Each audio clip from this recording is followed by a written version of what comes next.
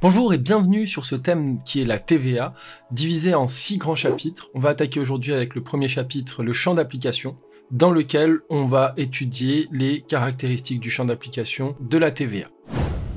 Le champ d'application de la TVA correspond aux opérations imposables par nature et aux opérations hors champ d'application de la TVA. Ici, on va essayer de savoir ce qui va être imposable par nature, du fait de la nature de l'opération, et ce qui ne l'est pas. La TVA, c'est un impôt indirect qui frappe le consommateur et qui a été institué en 1954. Elle va permettre de récolter jusqu'à la moitié des recettes fiscales de l'État. On commence avec les opérations dans le champ d'application de la TVA, les opérations notamment imposables par nature. L'article 256-1 du Code général des impôts définit les opérations imposables par nature de la manière suivante. Sont soumises à la TVA les livraisons de biens et services effectuées à titre onéreux par un assujetti agissant en tant que tel. Alors, déjà on va commencer par les différents types d'opérations, notamment pour cette partie-là qui sont les livraisons de biens et les prestations de services. Donc, les livraisons de biens vont concerner exclusivement les biens corporels, puisque ici, il faudra qu'on puisse le palper, qu'on puisse le toucher. Et les opérations qui seront taxées, c'est le transfert du pouvoir de disposer le bien. Même si c'est un échange ou un transfert gratuit, eh bien, cela correspondra à un transfert du pouvoir de disposer du bien.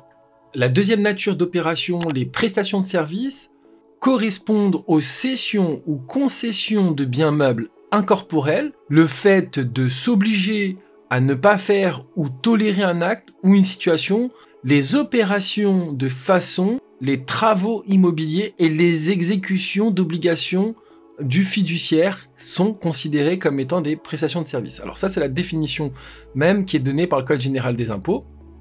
On peut donner des exemples, la location, le transport, les travaux immobiliers, l'expertise comptable, le commissaire aux comptes, toutes ces opérations sont des prestations de services. L'article 256-1 du Code général des impôts définit les opérations imposables comme étant effectuées à titre onéreux. Pour qu'elles soient considérées comme étant à titre onéreux, il est nécessaire qu'il y ait donc une contrepartie monétaire, un échange de biens qui va générer un lien direct entre le bien livré et la prestation fournie. Ce lien donc va supposer l'existence d'un service individualisé, la relation entre le service rendu et le prix perçu.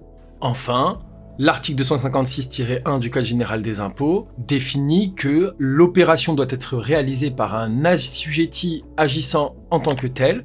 Qu'est-ce qu'un assujetti agissant en tant que tel ? Eh bien, l'article 256-A du Code général des impôts définit un assujetti comme étant les personnes qui effectuent une des activités économiques qui va être mentionnée dans un autre article de manière indépendante, peu importe le statut juridique de ces personnes, leur situation au regard des autres impôts et la forme ou la nature de leur intervention. Qu'est-ce qui est important ici ? C'est que ici, l'assujetti en fait effectue des activités économiques de manière indépendante. C'est ça qui fait qu'on est un assujetti ou non.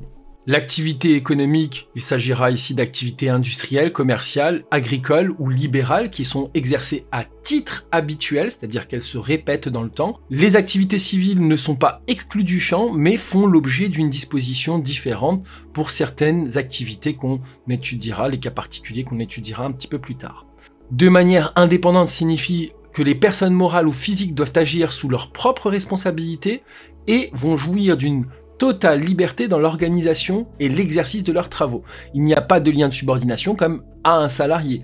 Ici, il y a une totale liberté, une totale indépendance. Jetons un œil au cas exemple 1 pour illustrer la notion. La société Etatop, assujettie à la TVA, est un grossiste en boissons.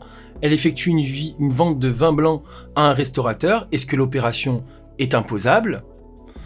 Facile, puisque ici, on nous le dit dans l'énoncé, la société exerce une activité commerciale à titre individuel et de manière indépendante.